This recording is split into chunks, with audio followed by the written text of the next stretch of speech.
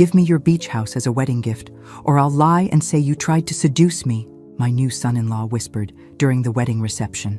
I laughed and said, "Oh, darling, before you do that, why don't you introduce everyone to my special guest?" When he saw who I had brought, the wedding was called off. Where are you watching from today? Drop your location in the comments below and hit that like and subscribe button. But I'm getting ahead of myself. Let me tell you how we got to that delicious moment of comeuppance. Because, honey, the best revenge is always served with a side of irony and a generous helping of, "I saw this coming from miles away." My name is Eleanor Whitmore, and at 52, I thought I'd seen every type of man trying to get his hands on my money. After my husband David died 3 years ago, leaving me with a considerable fortune from his tech company, I became quite the expert at spotting gold diggers. They usually came with obvious tells: too much cologne, eager compliments about my youthful appearance, and an uncanny interest in my financial portfolio during casual conversation. Blake Harrison wasn't like that. Blake was smooth as aged whiskey and twice as intoxicating. When my daughter Sophia brought him home 6 months ago, her eyes shining with that dangerous combination of love and naivety, I felt my maternal instincts kick into high alert. But Blake was clever, too clever. He never asked about money, never complimented my house or my jewelry. Instead, he focused entirely on Sophia, treating her like she was the only woman in the world. He brought me thoughtful gifts, a book by an author I'd mentioned liking, flowers for my garden, homemade cookies from a recipe his grandmother had taught him. When I tried to pay for dinner, he'd politely insist on covering it himself, explaining that his consulting business was doing well and he believed in taking care of family. It was almost perfect. Too perfect. The proposal came 3 months later, right here in my garden during Sophia's birthday party.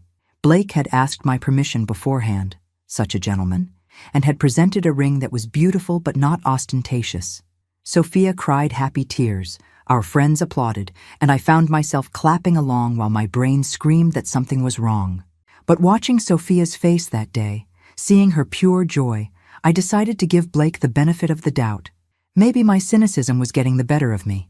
Maybe I was so used to protecting my fortune that I couldn't recognize genuine love when it was right in front of me. The wedding planning began immediately. Sophia wanted everything perfect, and Blake supported her every extravagant idea.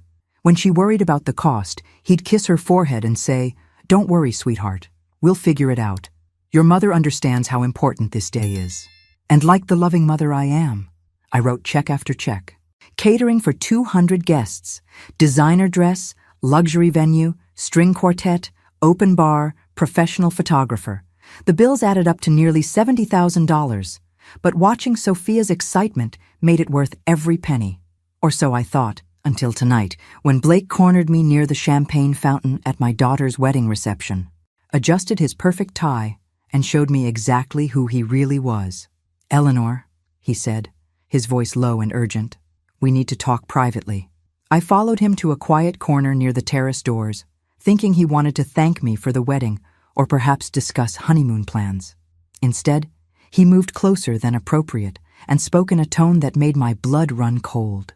"I know about your beach house in the Hamptons, the one worth $2.8 million. I want you to sign it over to Sophia as a wedding gift." I blinked, certain I'd misheard him. "I'm sorry, what?" His smile never wavered, but his eyes turned predatory. "The beach house. Transfer the deed. Tonight if possible, but certainly by Monday. Blake, that house has been in my family for generations. I can't just—" "You can, and you will," he interrupted smoothly. "Because if you don't, I'll tell everyone that you tried to seduce me. Poor grieving widow, so lonely she made inappropriate advances toward her own daughter's fiancé. Can you imagine how devastated Sophia would be? The audacity of it took my breath away. This was his plan all along. The charm, the thoughtful gifts, the perfect proposal. It was all leading to this moment. He thought he had me cornered, thought I was just another wealthy widow too scared of scandal to fight back. That's when I started laughing. Not the polite society laugh I'd perfected over decades of charity galas and country club dinners.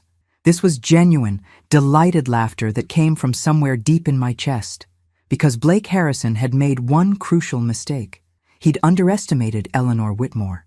Blake's confident smirk faltered as my laughter continued. He'd clearly expected tears, protests, maybe even begging. What he hadn't expected was for me to find his little blackmail scheme absolutely hilarious. "Did I say something funny?" he asked, his voice tight with confusion. "Oh, sweetheart," I said, wiping tears from my eyes. "You have no idea how funny this is. But before we continue this fascinating conversation, I really think you should meet someone." I gestured toward the ballroom where guests were mingling, champagne glasses catching the light from the crystal chandeliers. "You see that woman over there? The one in the emerald dress?" Blake followed my gaze to where an elegant brunette stood chatting with some wedding guests. She was stunning in that effortless way some women possess, with sharp cheekbones and eyes that seemed to take in everything while revealing nothing. "Who is she?" Blake demanded. Blake. But something in his voice had changed. The confidence was cracking. "That's Vera Martinez, my special guest for tonight. I thought it was important to have her here for such a momentous occasion." The color drained from Blake's face so quickly, I was genuinely concerned he might faint right there on my imported Italian marble floor. His mouth opened and closed, like a fish gasping for air. "Vera," he whispered. "What is she doing here?" "Oh, we'll get to that," I said sweetly. "But first, let me tell you a little story about how we got to this magical evening. 3 weeks ago, I'd been having trouble sleeping. Not unusual for a woman my age. But this particular bout of insomnia was different. It wasn't hormones or stress keeping me awake, it was intuition. That nagging feeling that something was wrong with this picture-perfect romance my daughter had fallen into. So I did what any concerned mother would do. I hired a private investigator. Marcus Chen had come highly recommended by my attorney. Former FBI, current private investigator, and according to his credentials, an expert at uncovering the kinds of secrets people preferred to keep buried. I'd met him at a small cafe downtown, away from my usual haunts where someone might recognize me. "I want you to investigate my daughter's fiancé," I'd told him directly. "Blake Harrison. I need to know everything about him." Marcus had looked at me with the patient expression of a man who'd heard this request many times before. "Mrs. Whitmore, are you sure? Sometimes the information we uncover isn't what people want to hear." "Mr. Chen," I'd replied, "I'm a widow worth $37 million, whose only child is about to marry a man who appeared in her life 6 months ago with no traceable history before that. I want to know everything." And Marcus had delivered. Oh, had he delivered? Blake Harrison wasn't just a gold digger. Blake Harrison was a professional, a con artist who specialized in targeting wealthy women through their daughters, building trust through the children before moving in for the financial kill. His real name was Blake Martinez, and he'd been working with a partner for the past 5 years, running elaborate long-term cons that netted them hundreds of thousands of dollars. That partner was Vera Martinez, his wife. Yes, wife. They'd been married for 7 years, though Vera went by her maiden name professionally. Together they'd targeted at least 4 families that Marcus could confirm, always following the same pattern. Blake would seduce the daughter, Vera would research the family's financial situation, and together they'd plan the perfect approach to separate the family from their money. The beach house demand wasn't random. Vera had done her homework and identified it as my most valuable single asset that could be transferred without triggering major banking scrutiny. But here's where their plan went beautifully wrong. After their last con went sideways, something involving a senator's daughter and a FBI investigation that got too close for comfort, Blake had gotten greedy. Instead of lying low as Vera wanted, he'd pushed forward with targeting my family. And when Vera objected, Blake had double-crossed her, taking off with their entire savings and leaving her to face potential charges alone. Vera was not pleased with her husband's betrayal, not pleased at all, which made my phone call to her 3 days ago one of the most enjoyable conversations I'd had in years. "Ms. Martinez," I'd said when she answered, "I believe we have something in common. We've both been betrayed by Blake Harrison." The conversation with Vera had been a masterpiece of strategic alliance building. I'd approached it like any high-stakes business negotiation, which, in a way, it was. "I think you have me confused with someone else," Vera had said carefully when I first called. Professional to the end, even when her world was crumbling. Blake Martinez, also known as Blake Harrison, also known as your husband who stole $400,000 from your joint accounts and left you holding the bag for a federal investigation into securities fraud.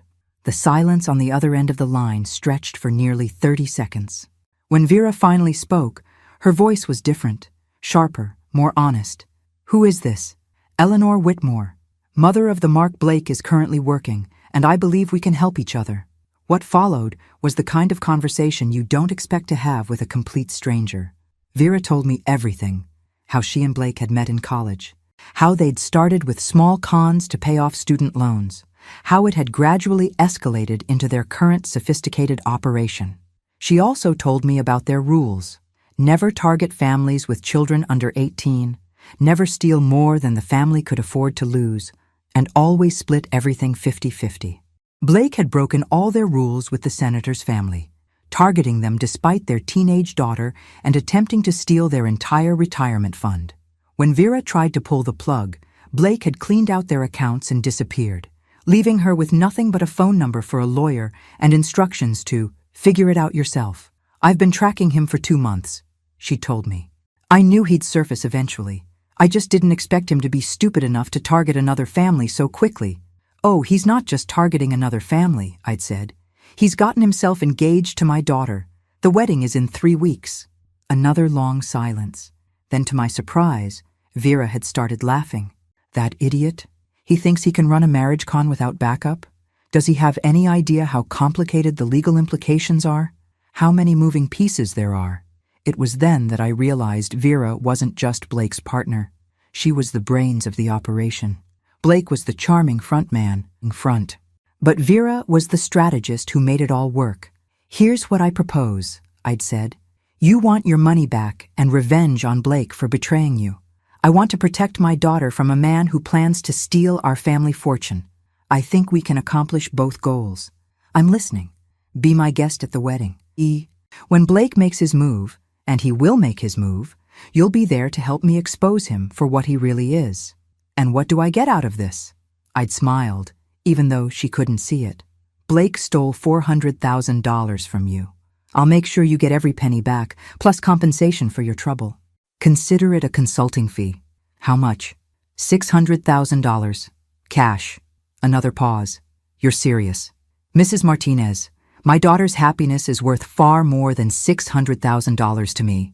And having front row seats to Blake's downfall? That's priceless. That had sealed our unlikely partnership. Over the next 2 weeks, Vera had provided me with detailed information about Blake's methods, his tells, and his likely timeline for making his demands. She'd also helped me understand exactly how he'd been manipulating Sophia. He's good at making them feel like they're protecting him, Vera had explained during one of our planning sessions. He'll seem vulnerable, maybe mention family financial troubles or a business setback. The target feels like they're helping him through a rough patch, not being conned. Sure enough, when I'd paid closer attention to Blake's interactions with Sophia, I'd noticed the pattern. Little comments about cash flow problems with his consulting business. Mentions of his pride preventing him from accepting help.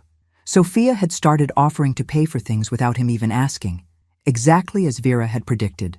But Blake's timeline had accelerated after the bachelor party. According to Vera, that usually meant he was getting nervous about something. Maybe the FBI investigation was heating up, or maybe he'd spotted something that made him think I was getting suspicious. Whatever the reason, he'd moved his endgame up from after the honeymoon to the wedding night itself, which was fine with me. I preferred having this confrontation on my turf, surrounded by witnesses, with Vera ready to provide devastating testimony about his true identity. Now, watching Blake's face cycle through shock, fear, and desperate calculation as he stared at his wife across the ballroom, I felt a satisfaction I hadn't experienced since the day I'd successfully negotiated the sale of David's company for 30% above asking price. Vera looks wonderful tonight, don't you think? I said conversationally. That emerald dress really brings out her eyes. Of course, you'd know that better than I would, after 7 years of marriage.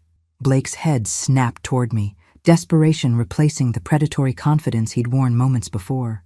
Eleanor, I can explain. Oh, I'm sure you can, I interrupted smoothly. Blake Martinez is quite the storyteller, isn't he? But why don't we let Vera do the talking tonight? I have a feeling her version of events will be much more honest than anything you might come up with. That's when he realized the trap he'd walked into. And that's when I knew the real fun was about to begin. Blake's desperation was almost pitiable. Almost. But I'd learned long ago not to feel sorry for people who made their living destroying other families. "Eleanor, listen to me," he said, grabbing my arm with just enough pressure to be uncomfortable. "You don't understand what you're dealing with. Vera is dangerous. She's unstable." I looked down at his hand on my arm with the kind of cold stare that had made grown executives squirm in boardroom meetings. "Remove your hand. Now." He dropped his grip immediately, but his voice took on an urgent, pleading quality. "She's been stalking me, harassing me. The woman is obsessed because I left her for someone better." "Someone better?" I raised an eyebrow. "You mean my daughter, who you plan to rob blind?" "That's not—" "I love Sophia. I really do. This isn't about money." The sheer audacity of the lie was breathtaking. "Blake, 20 minutes ago you demanded I give you a $2.8 million house or you'd destroy my family with false accusations. Exactly which part of that demonstration of love am I supposed to find touching?" Across the ballroom, I could see Sophia laughing with her bridesmaids, radiant in her $1,000 dress, completely unaware that her new husband was currently trying to extort her mother. My heart ached for the pain she was about to experience, but better a sharp shock now than years of slow financial bleeding. "Look," Blake said, shifting tactics again. "Maybe I came on too strong with the house thing. I was nervous, you know. New family, wanting to provide for Sophia. We can work something out that's reasonable." "Oh, we're definitely going to work something out," I agreed. "In fact, why don't we call Sophia over here? I'm sure she'd love to hear your thoughts on what's reasonable." Panic flashed across his face. "No, I mean, not yet. Let me explain the whole situation first. I'm listening." He ran a hand through his perfectly styled hair, leaving it slightly disheveled.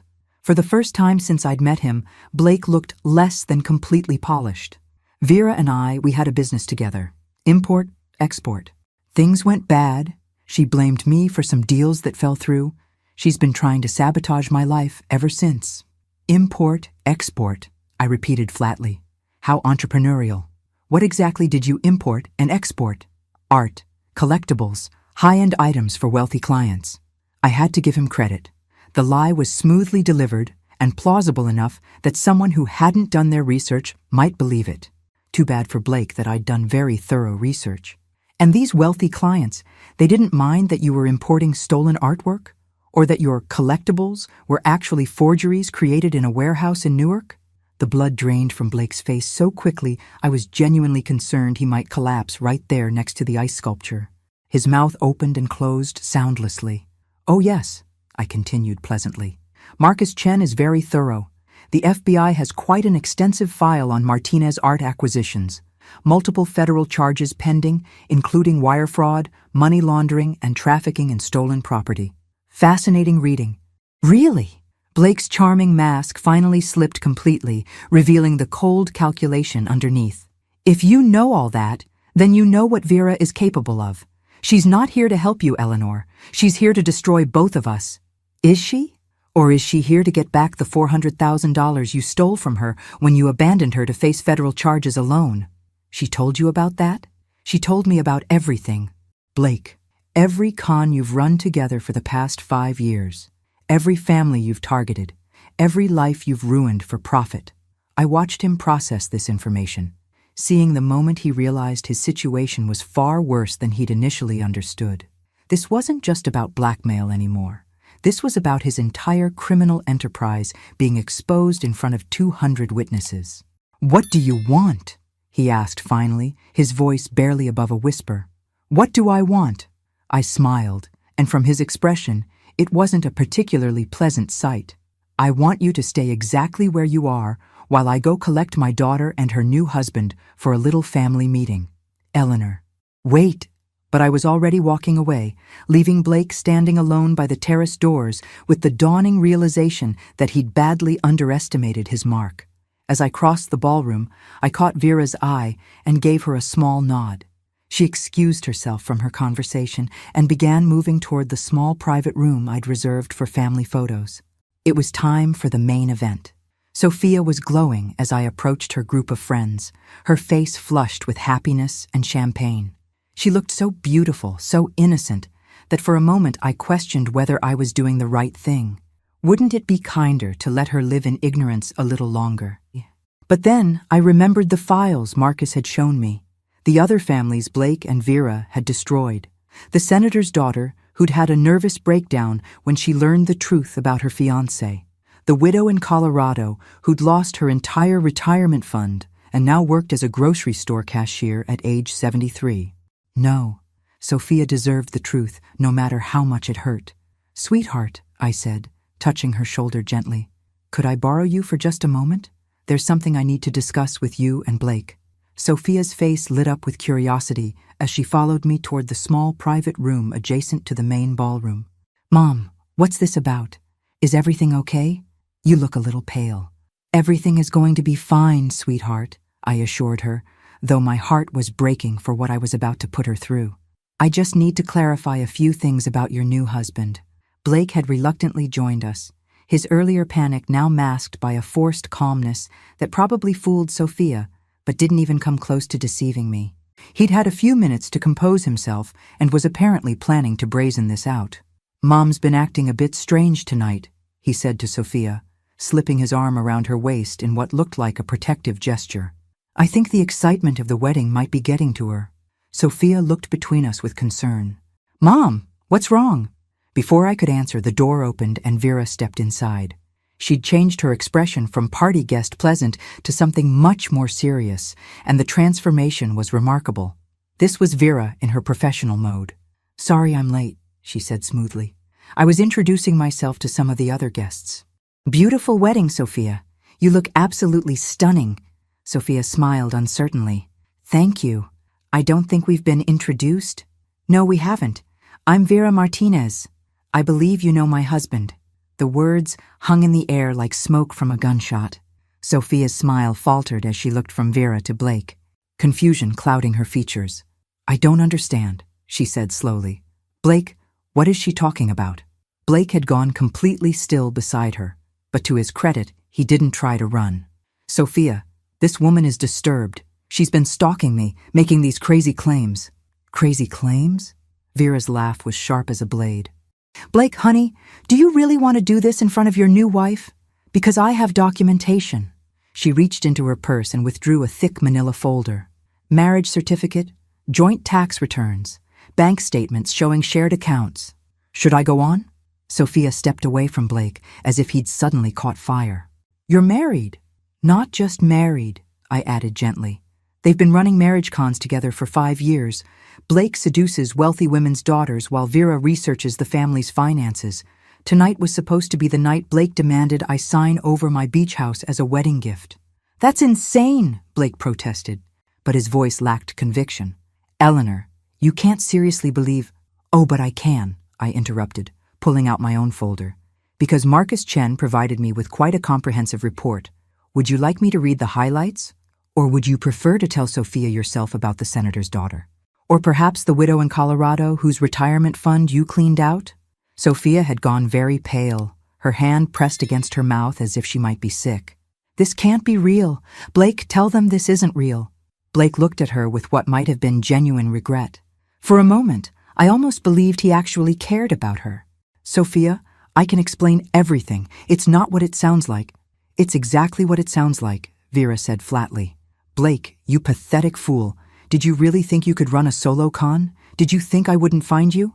"You left me hanging," Blake snapped, his composure finally cracking. "The FBI was breathing down our necks and you wanted to cut and run. I wanted to follow our exit strategy, the one we'd planned for exactly this situation. But you got greedy and thought you could steal our entire nest egg and disappear." Sophia made a small, broken sound that cut through me like a knife. "Oh God, oh God, this is really happening." I moved to her side and gently guided her to a chair. "Sweetheart, I'm so sorry. I know this is devastating, but better you know now than after he spent years stealing from our family." "Stealing?" Sophia looked at Blake with dawning horror. "Were you really going to steal from us?" Blake's mask slipped completely then, revealing the cold mercenary underneath. Your mother has $37 million, Sophia. The beach house alone is worth nearly $3 million. She'd never even miss it. The casual admission of his intent hit Sophia like a physical blow. She doubled over slightly, and I feared she might actually vomit. You never loved me, she whispered. This whole time, you were just using me. For the first time since I'd known him, Blake seemed at a loss for words. He looked at Sophia's devastated face, and something flickered across his features. Guilt, maybe, or regret. Sophia, he started, but she held up a hand to stop him. Don't. Just don't. She stood on shaky legs, her wedding dress rustling around her. I need to get out of here. Sweetheart, I began. Not you too, Mom. I can't deal with everyone right now. I just need air. She pushed past Blake and out of the room, leaving the three of us in uncomfortable silence. Through the doorway, I could see her hurrying toward the terrace doors, her bridesmaids rushing to follow her. Well, Vera said after a moment, that went better than expected. Blake shot her a look of pure hatred. You destroyed her life for revenge. I destroyed her life? Vera's voice rose dangerously. You're the one who proposed to that girl with no intention of being faithful to her. You're the one who planned to rob her family blind. And you're the one who taught me how to do it. The admission hung between them like a toxic cloud. I stood there watching these two criminals blame each other for the pain they'd caused my daughter, and felt a cold rage building in my chest. Enough, I said quietly. Both of them turned to look at me, perhaps hearing something in my voice that warned them they'd pushed too far. You're both responsible for this, and now you're both going to help me fix it. The silence in the room was deafening after my pronouncement. Blake and Vera stared at me with expressions ranging from confusion to outright alarm. Fix it? Blake repeated slowly. Eleanor, I don't think you understand. What I understand, I said, my voice carrying the authority I'd developed over decades of running board meetings, is that my daughter just had her heart broken on what should have been the happiest day of her life. What I understand is that you two are responsible for that devastation. And what I understand most clearly is that you're both going to help me minimize the damage to her reputation and emotional well-being. Vera raised an eyebrow with something that might have been respect. And if we refuse? I smiled. And from their reactions, it wasn't a pleasant expression. Then I call the FBI, tonight, right now, and explain exactly how I've uncovered an ongoing criminal enterprise. You can't prove anything, Blake said, but his voice lacked conviction. Can't I? I opened my own folder again. Marcus Chen was quite thorough. Bank records showing unusual patterns of deposits from your previous marks. Email communications between you two discussing target families. Phone records. Security footage from hotels you've stayed in while running cons. I pulled out a photograph showing Blake and Vera entering a hotel together just 2 months before he'd started dating Sophia. This is from the Denver Marriott, taken 3 days after you'd emptied the Colorado Widow's retirement account, the same account that Vera helped you access by providing inside information about the woman's banking habits. Vera's professional mask slipped slightly. That's circumstantial. Perhaps. But combined with testimony from previous victims who are very interested in seeing you both prosecuted, I think it builds quite a compelling case. I could see them both calculating their options, weighing the risks of cooperation against the certainty of federal prison. What exactly are you proposing? Vera asked finally. Damage control. Sophia is going to have to face 200 wedding guests and explain why her marriage is over before the cake is even cut. The gossip will follow her for years unless we manage this carefully. I moved to the window overlooking the terrace, where I could see Sophia sitting on a stone bench surrounded by her bridesmaids, still in shock. Blake, you're going to tell everyone that you've realized you're not ready for marriage. Cold feet, a moment of panic about commitment, something that makes you look immature but not criminal. And Vera? Blake's voice was bitter. Vera is going to be the concerned friend who helped you realize you were making a mistake. She'll corroborate your story about having doubts. Vera laughed harshly. You want me to help protect his reputation after what he did to me? I want you to help protect my daughter's reputation, I corrected. Blake's reputation is irrelevant to me. But if Sophia has to face questions about being married to a con artist, the humiliation will destroy her. I turned back to face them both. In exchange for your cooperation, I'll make sure the FBI investigation focuses on your previous crimes rather than this attempted con. Sophia won't have to testify, and her name stays out of the legal proceedings. And what about my money? Vera demanded. The $400,000 Blake stole from me? I reached into my purse and withdrew a cashier's check I'd prepared earlier that day. $400,000 as promised, plus an additional $200,000 for your cooperation tonight. Vera's eyes widened as she looked at the check. You're serious? Completely. Blake, in exchange for your cooperation, I won't press charges for attempted extortion regarding the beach house. You'll walk away from this with your freedom, which is more than you deserve.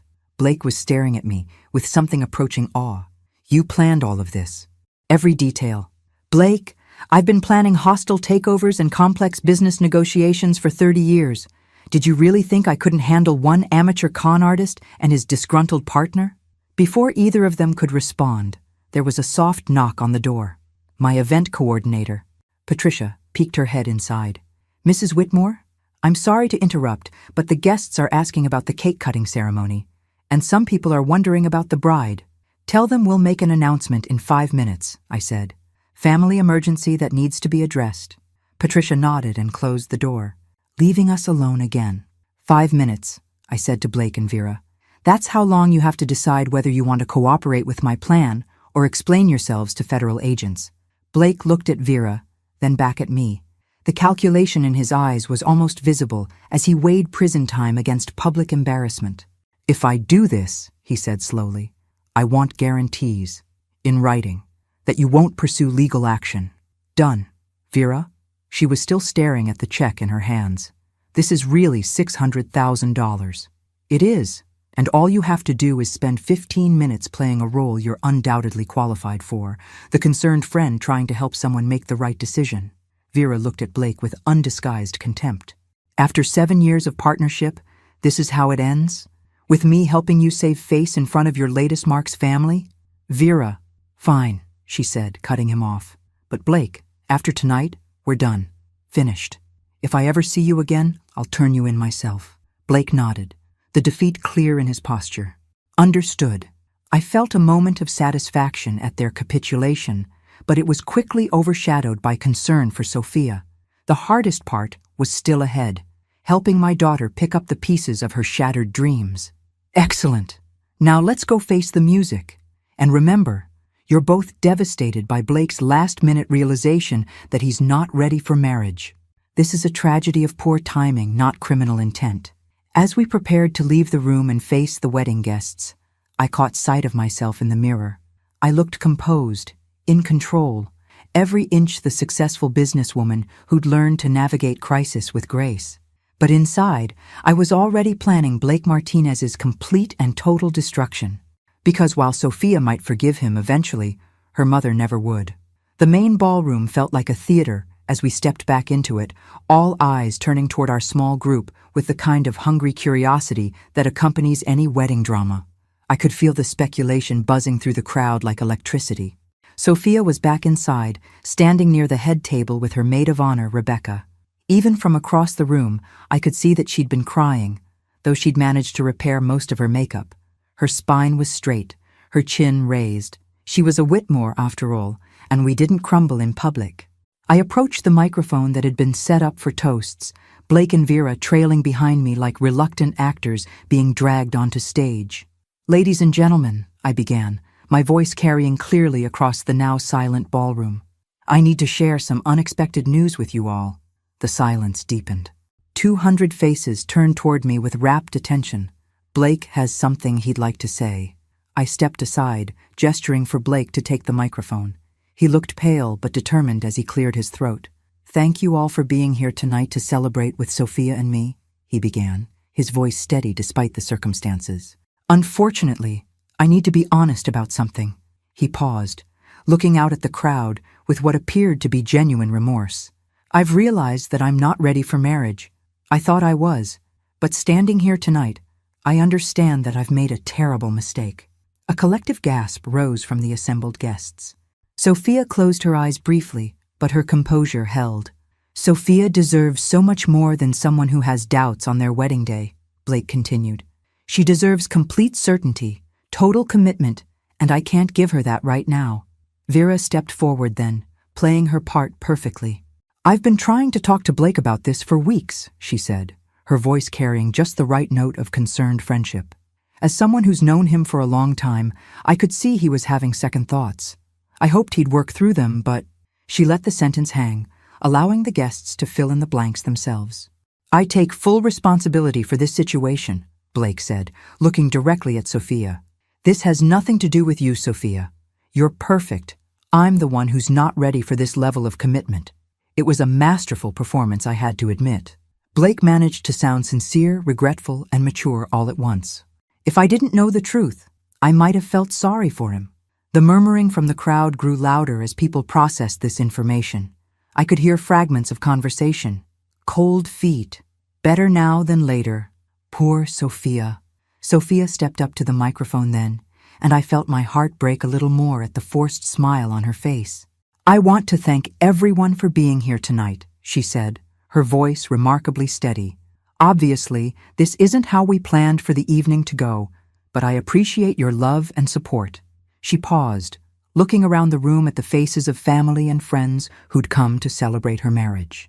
The bar will remain open, and please, enjoy the dinner we've prepared. Just because Blake and I won't be cutting cake together doesn't mean you shouldn't celebrate. After all, you're here, the music is beautiful, and the salmon is exceptional. A few people laughed at that, and I could see some of the tension leaving the room. Sophia had handled it perfectly, with grace and just enough humor to keep people from feeling too uncomfortable. Mom, she said, stepping away from the microphone and taking my arm. Can we talk privately? I nodded, and we made our way toward the terrace doors. Behind us, I could hear Patricia efficiently directing the catering staff to begin serving dinner, despite the change in circumstances. Outside on the terrace, Sophia finally let her composure slip. She leaned against the stone railing and let out a shaky breath. Was any of it real? She asked quietly. Did he care about me at all? Or was it always just about the money? It was the question I'd been dreading, because I wasn't sure I knew the answer. Blake's performance tonight suggested he was capable of genuine emotion, even while perpetrating a criminal con. I think he convinced himself he cared about you, I said carefully. But sweetheart, his actions speak louder than his feelings. He was planning to steal from our family. That's not love. Sophia nodded, tears finally starting to fall. I feel so stupid. How did I not see it? Because he's a professional, honey. He's been doing this for years. You couldn't have known. She was quiet for a long moment, looking out at the gardens where fairy lights twinkled like stars. The beach house, she said suddenly. You said he demanded you give him the beach house. Yes. That house has been in our family for 4 generations. I know. Her expression hardened then, and for the first time that evening, I saw real anger replace the hurt and confusion. He was going to steal great-grandmother's house. That was the plan. Sophia straightened, and I recognized the look in her eyes. It was the same expression I got when someone tried to take advantage of me in business. What happens to him now? She asked. Blake, I mean. Does he just walk away from this? I considered how much to tell her about my arrangements with Vera and Blake. He'll face consequences for his previous crimes. The FBI is building a case, but not for what he tried to do to us. No, I thought it was more important to protect your privacy than to pursue charges that would put you in the middle of a media circus. Sophia was quiet again, processing this information. When she looked at me again, her expression was thoughtful. Mom, can I ask you something? Anything. How long have you known? The question caught me off guard. Known what? That something was wrong with Blake. When did you first suspect? I thought about it honestly. The night he proposed. Something about the timing felt calculated, but I convinced myself I was being paranoid. And when did you know for sure? 3 weeks ago. That's when I hired the private investigator. Sophia smiled then, and it was the first genuine smile I'd seen from her all evening. 3 weeks ago. So you've been planning this confrontation for 3 weeks? Yes. And you arranged for his wife to be here tonight? Yes. Her smile widened. You're terrifying, Mom. Do you know that? I laughed, feeling some of the tension finally leaving my shoulders. I prefer thorough. No, definitely terrifying. Remind me never to cross you. We stood together in comfortable silence for a moment, watching the wedding guests through the ballroom windows as they adapted to the unexpected turn of events. What happens now? Sophia asked. I mean, practically speaking. Do I go back in there and pretend everything is fine? You go back in there and show everyone that Eleanor Whitmore's daughter doesn't fall apart over a man who wasn't worthy of her in the first place. Sophia laughed, and this time it sounded almost normal. Is that what we're calling this? An unworthiness problem? Sweetheart, any man who tries to extort your mother on your wedding day has serious unworthiness issues. She was quiet for another moment. Then, I want to know what happens to him. To both of them. I want to know that there are consequences. I looked at my daughter, strong, intelligent, and angry in all the right ways, and made a decision. Then let me tell you about the rest of my plan. The rest of your plan? Sophia's eyebrows rose. Mother, what exactly have you been plotting? I glanced around the terrace to make sure we were truly alone, then moved closer to my daughter. Blake and Vera think they're walking away from this with a slap on the wrist. They're wrong. I'm listening. The cashier's check I gave Vera tonight, it's perfectly legitimate, drawn on one of my accounts. But what she doesn't know is that Marcus Chen has been tracking every financial move Blake has made for the past month. We know exactly where he hid the money he stole from her. Sophia's eyes lit up with understanding. You're using her as bait. Vera thinks she's getting $600,000 for one night's performance. What she's actually doing is accepting payment from a crime victim to participate in exposing an ongoing criminal enterprise. The FBI will view her cooperation tonight as evidence that she's willing to testify against Blake in exchange for immunity. And Blake? I smiled, feeling the satisfaction of a plan coming together. Blake thinks he's escaping legal consequences by agreeing to the cold feet story. What he doesn't realize is that by admitting he wasn't ready for marriage in front of 200 witnesses, he's provided perfect cover for annulling the marriage on grounds of fraud. But we haven't actually gotten married, Sophia pointed out. The ceremony ended before… Actually, you did get married. Father Martinez completed the legal portions before Blake's little crisis of conscience. In the eyes of the law, you're Mrs. Blake Harrison.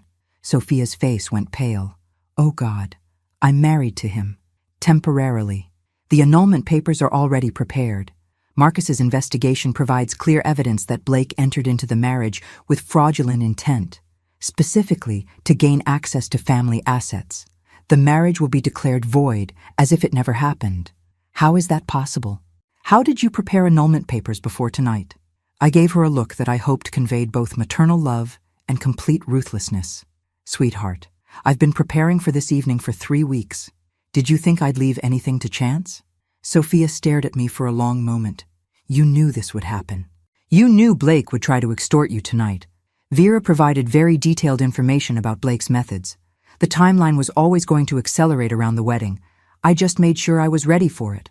And if he hadn't taken the bait, if he'd actually gone through with the marriage without trying to steal anything, then I'd have found another way to expose him.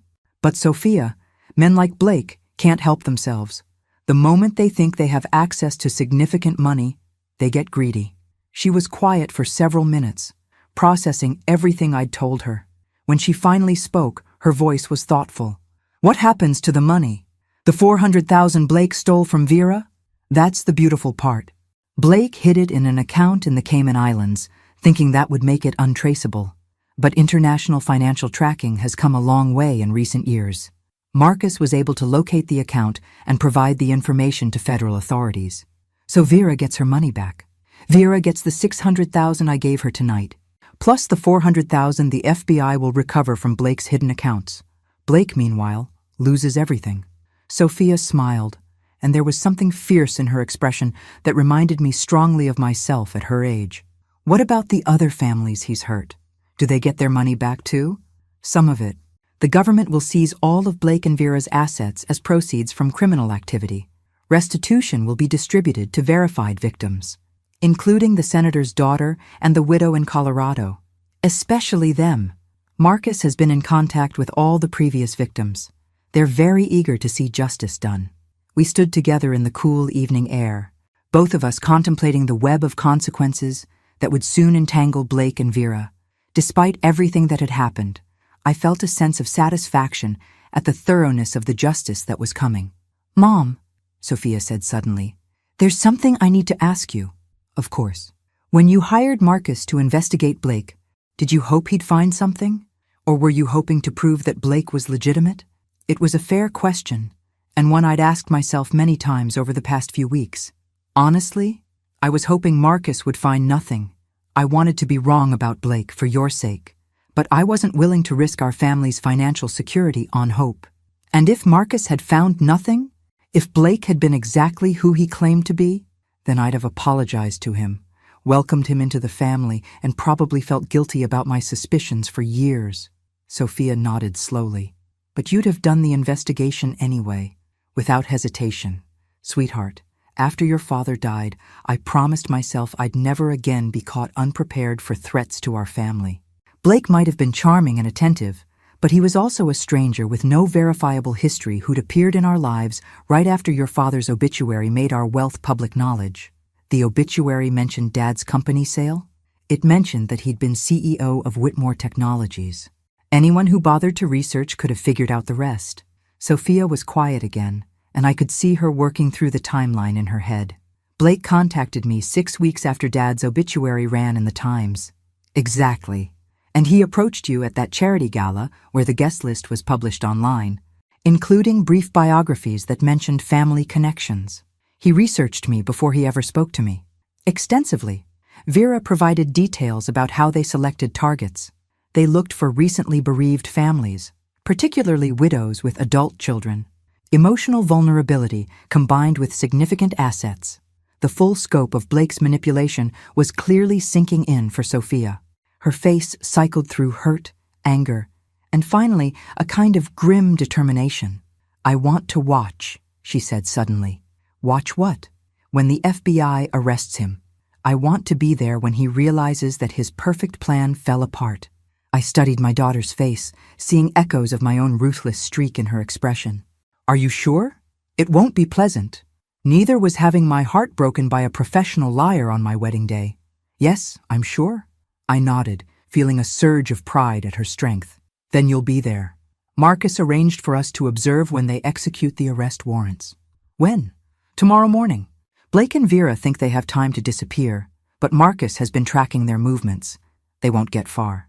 As if summoned by our conversation, my phone buzzed with a text from Marcus. Subjects are leaving the venue together. Teams are in position. I showed the message to Sophia, who read it with satisfaction.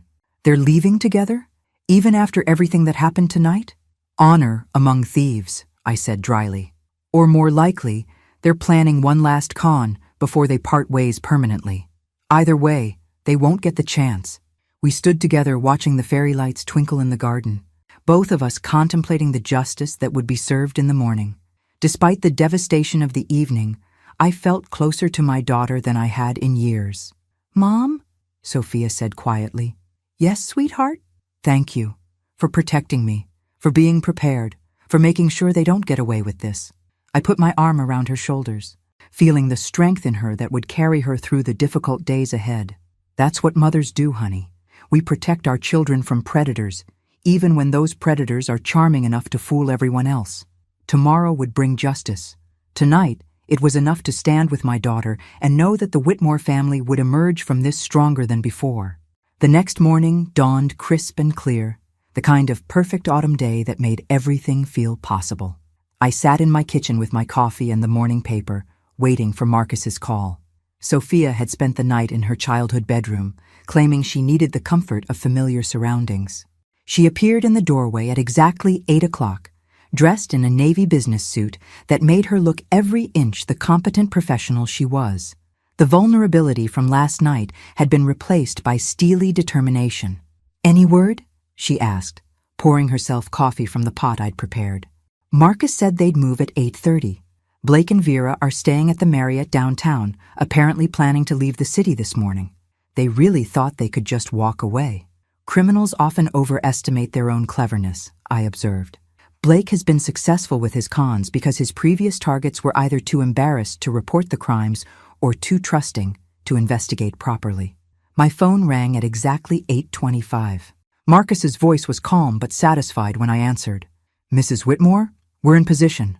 Are you and Sophia ready? We're ready.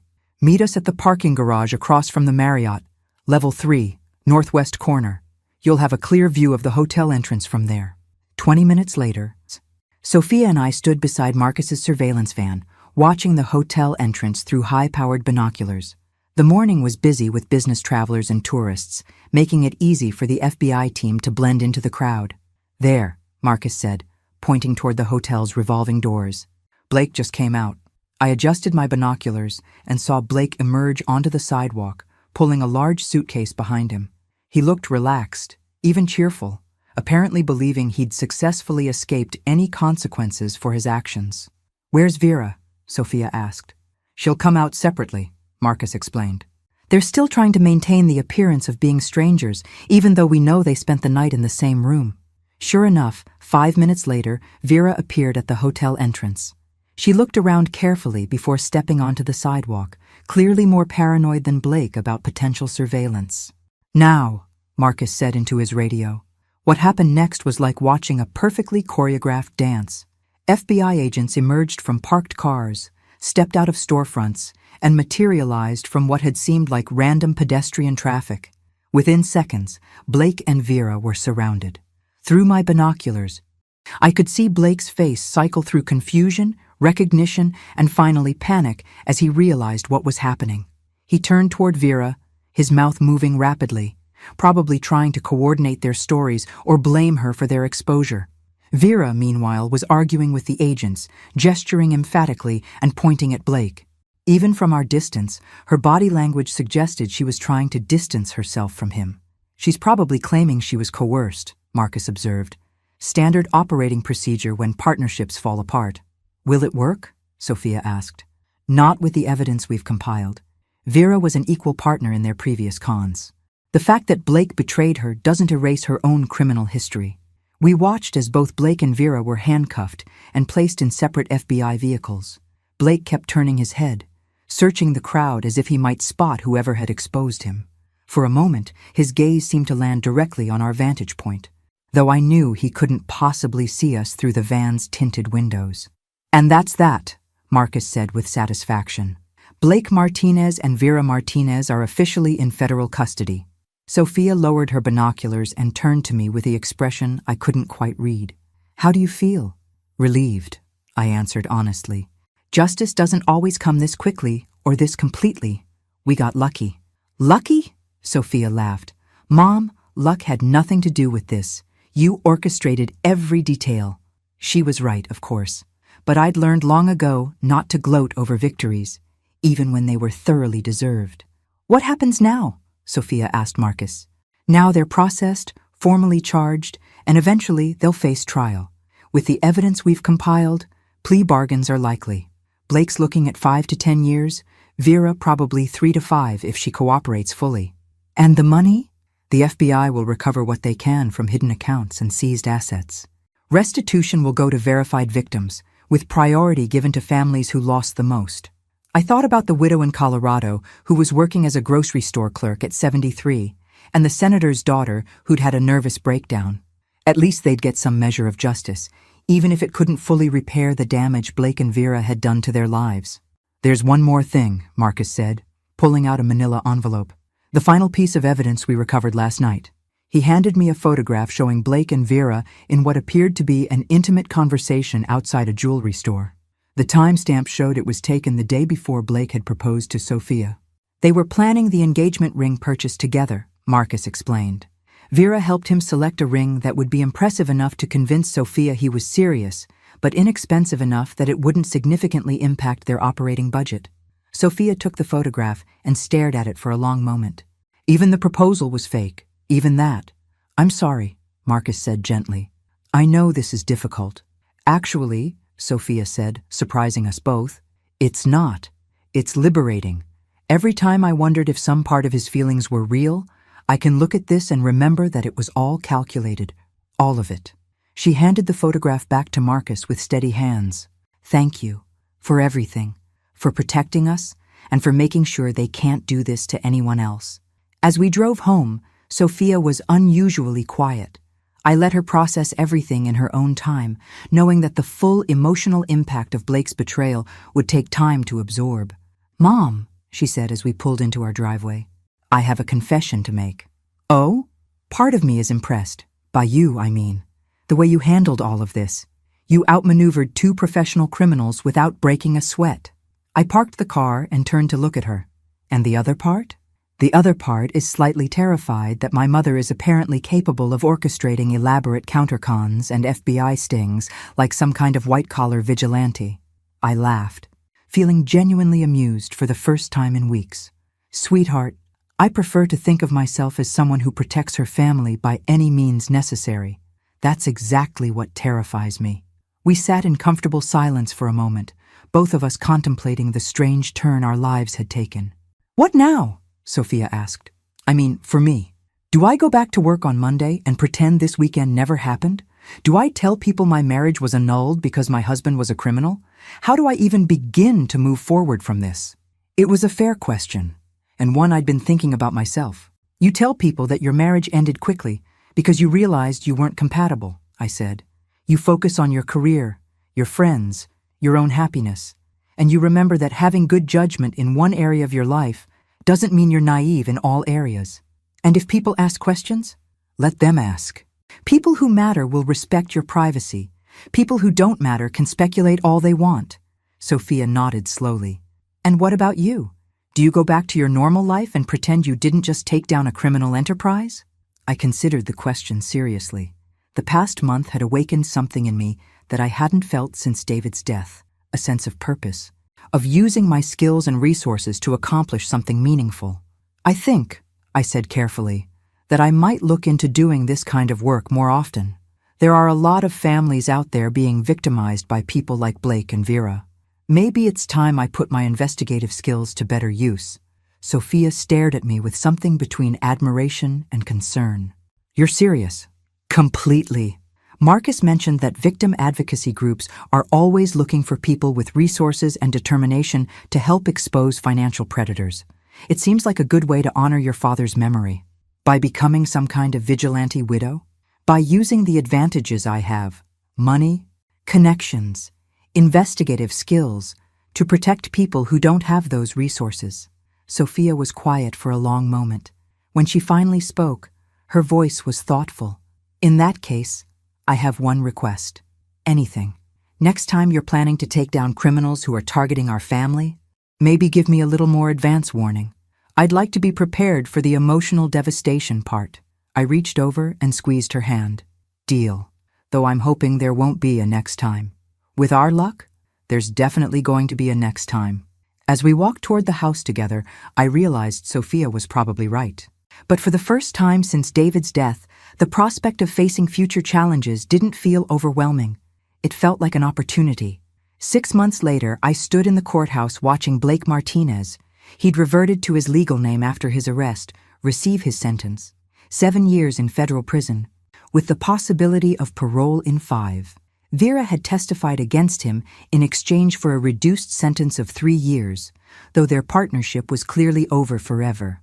Sophia had chosen not to attend the sentencing, saying she'd already spent enough emotional energy on Blake and preferred to focus on moving forward.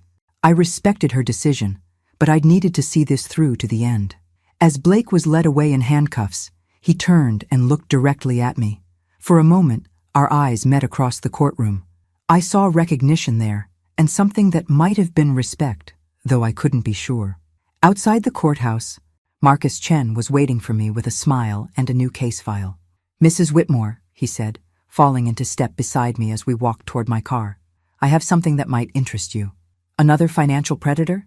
A particularly nasty one. He's targeting elderly widowers through online dating sites, convincing them to invest their retirement savings in fake cryptocurrency ventures. I took the file and glanced through the preliminary information. The pattern was familiar.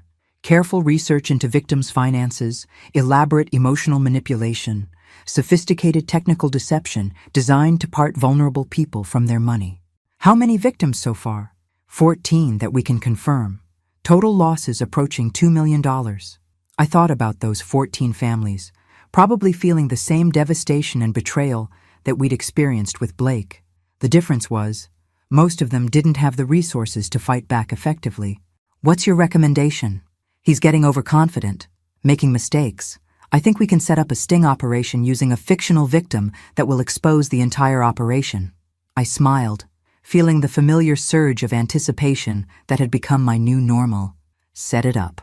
But Marcus, this time I want to be the bait myself. Mrs. Whitmore, that's potentially dangerous. So was confronting Blake and Vera at Sophia's wedding. But it worked out rather well, don't you think? Marcus laughed and shook his head. You're becoming quite the adrenaline junkie, Mrs. Whitmore. I prefer justice enthusiast, I corrected, and call me Eleanor. After 6 successful cases together, I think we can dispense with the formalities. Over the past 6 months, Marcus and I had developed an effective partnership.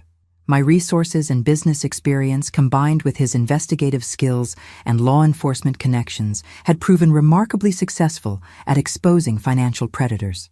We'd helped recover nearly $4 million for victims and seen 8 criminals sentenced to significant prison terms. The victim advocacy organization had been thrilled to have someone with my particular skill set volunteer for their cause. Turns out, there weren't many people willing and able to fund elaborate countercons and sting operations designed to protect vulnerable populations. How's Sophia adjusting? Marcus asked as we reached my car. Remarkably well. She's been seeing someone new, a marine biologist who studies coral reef preservation. Very passionate about environmental protection, completely uninterested in my financial portfolio, and thoroughly vetted by yours truly. You ran a background check on your daughter's new boyfriend? Naturally.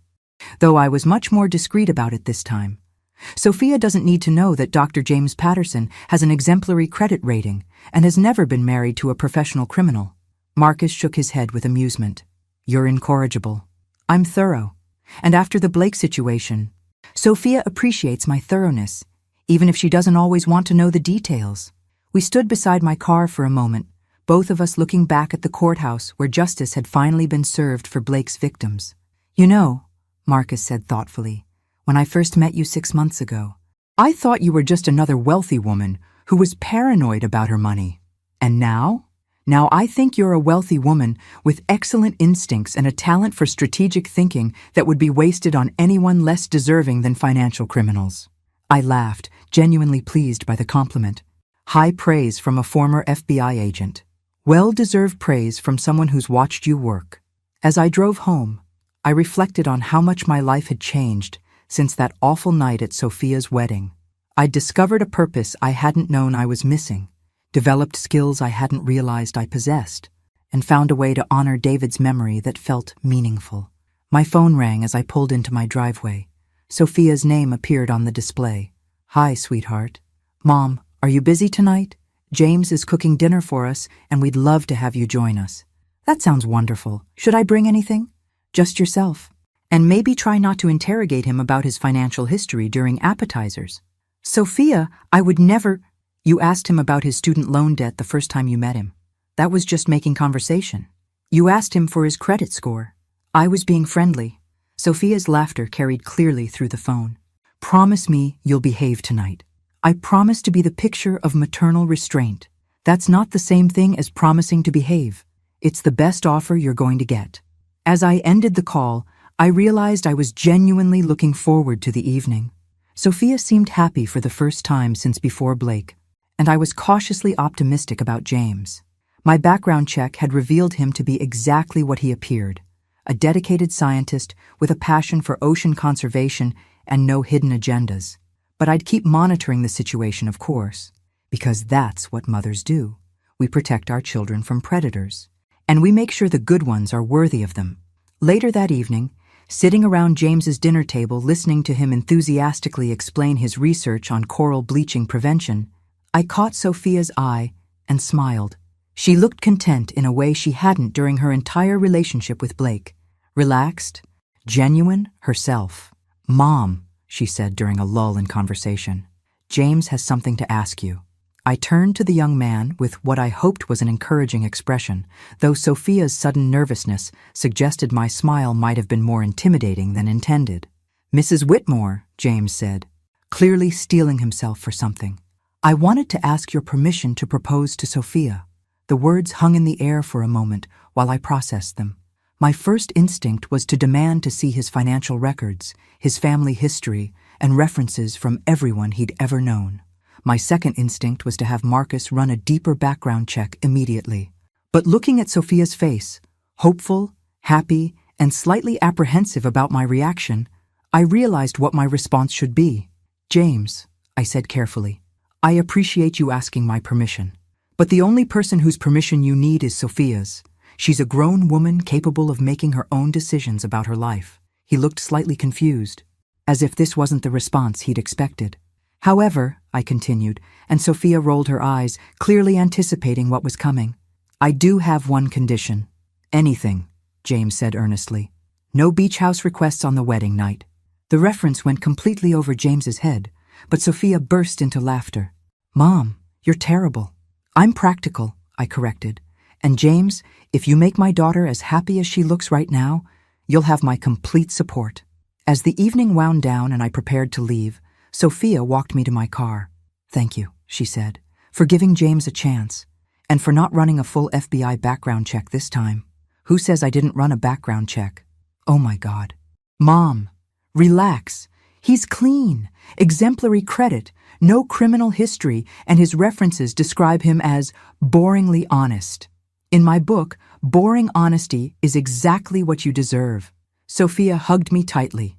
"I love you, even when you're completely impossible."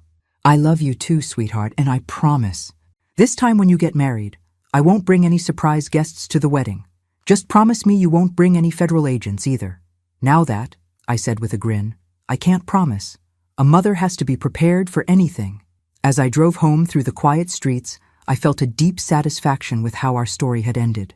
Blake and Vera were in prison. Their victims had received restitution, and Sophia had found real love with someone worthy of her. But more than that, I'd discovered that Eleanor Whitmore was capable of far more than I'd ever imagined. Protecting my family had awakened strengths I hadn't known I possessed and given me a purpose I hadn't expected to find. Some stories end with happily ever after. Others end with the promise of new adventures.